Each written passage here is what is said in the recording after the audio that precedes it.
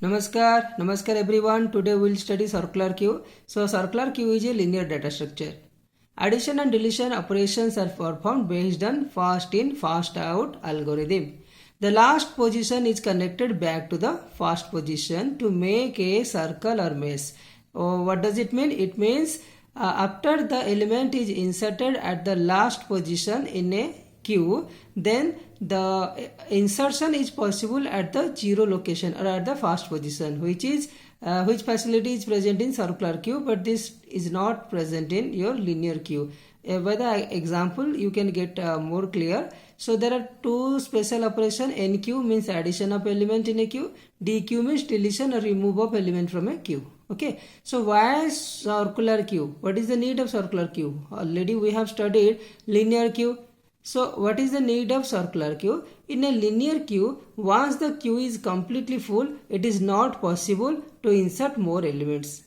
Okay, so as the queue is full, so then it is not possible to insert any a new element in a queue. So how? We will see the example.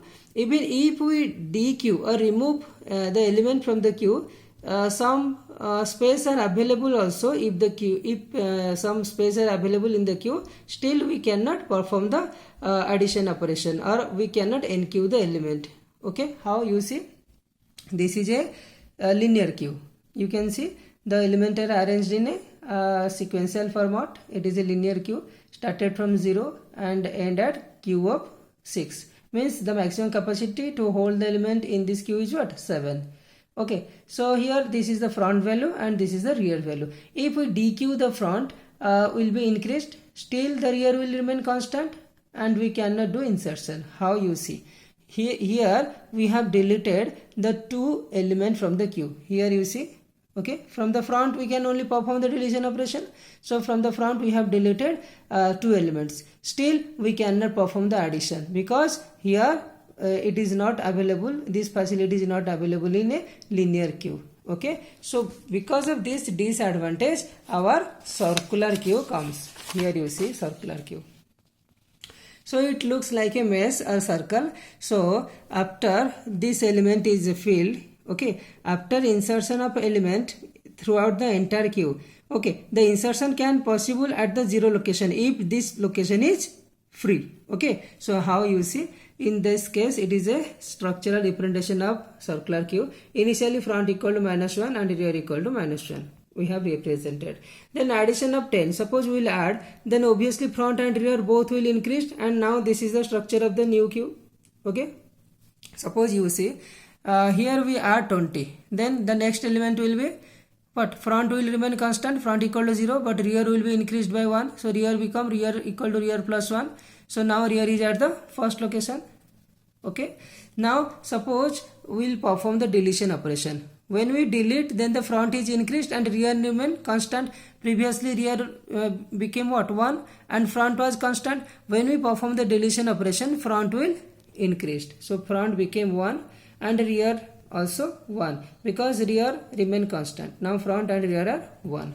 Suppose we have to insert 30, 40, 50, 60, 70, 80. Okay. Now front will remain constant because throughout the entire addition, okay, throughout the entire addition, the front will remain constant and rear will be increased. So rear is increased. As we have increased, we are going to insert 6 element.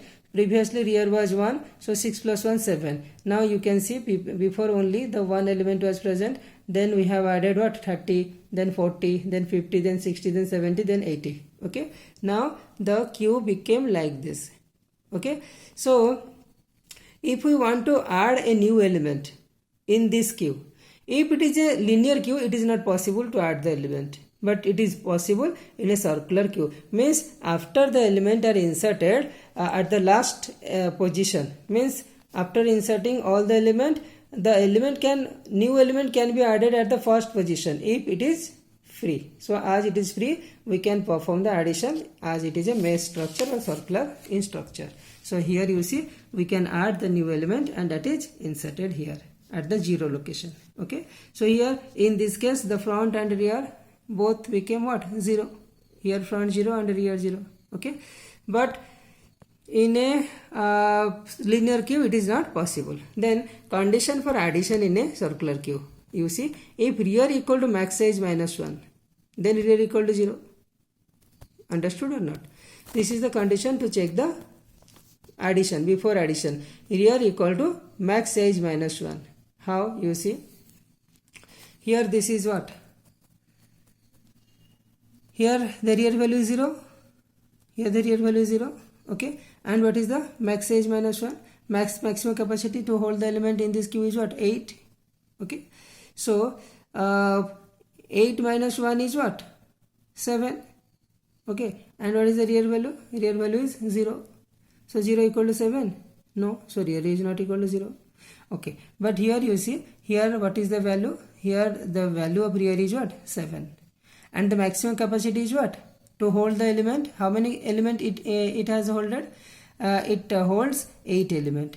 So maximum capacity is 8, and here the rear value is what? In this diagram you can see. What is the rear value? Here the rear value is what? At the 7 location. The maximum capacity to hold the element is what? The maximum capacity to hold the element is 8. So if we check here, then rear equal to what? Rear modulus division max size. Okay. Modulus division max size means 7 modulus division 7. So 0. So 0 location. Okay. Hope you have understood. If rear equal to max size minus 1, then rear equal to 0, as the rear will be increased by 1. This is, I have represented rear equal to rear plus 1 modulus division max size. Okay. So here you can see in this diagram, here the maximum capacity is 8 and the rear is at which location? 7 location. So 7 modular division 7, that is 0. So the next element is inserted at which location? 0 location. That is only explained here. Okay. Shorthand we can write rear equal to rear plus 1 modulus division. Then condition for deletion. If front equal to max size minus 1, then definitely front equal to 0. Okay. So otherwise we have to increase the front. Here you see, in each and every time we have increased the front. Okay. We are increasing the front. Okay. Then we can also write this as front equal to front plus 1 modular division max size. So what is the drawback of this circular queue? The boundary case problem means it is difficult to distinguish the full and the empty cases, whether the queue is full or empty. Okay. Then what is the overflow condition? That before addition operation we have to check overflow. Overflow condition arises when front equal to 0 and rear equal to max size minus 1. And underflow condition if front equal to minus 1. Okay. Now you can see C code. C code for addition in a queue. Okay. So we have to check the overflow condition, and we have already studied if front equal to 0 and rear equal to max size minus 1, then the queue is overflow. Okay. Otherwise we have to return. If the queue is overflow, we cannot perform the insert operation, then we have to return. Otherwise, if the queue is empty, okay, suppose this is the queue, this is the empty queue. If we want to perform the addition operation, then both front equal to minus 1 and rear equal to minus 1, then both will increase. So if front equal to minus 1, then front will 0 and rear will 0. Else only we have to check the overflow condition. If rear equal to max size minus 1, then rear will become 0. Otherwise rear equal to rear plus 1. Okay. Then the item will be inserted at where? Queue rear. Always the addition operation is performed at the rear part. Okay. Then deletion operation. If front equal to minus 1, then queue is empty and we have to return. Otherwise we have to perform the deletion operation. From where? We have to delete from the queue front. So deleted element is percentile queue front. Then after deletion we have to check. If front equal to max size minus 1, then front equal to what? 0. This is the condition. Okay. Otherwise the front equal to front plus 1. Hope you have enjoyed the video and you understood. Have a good time.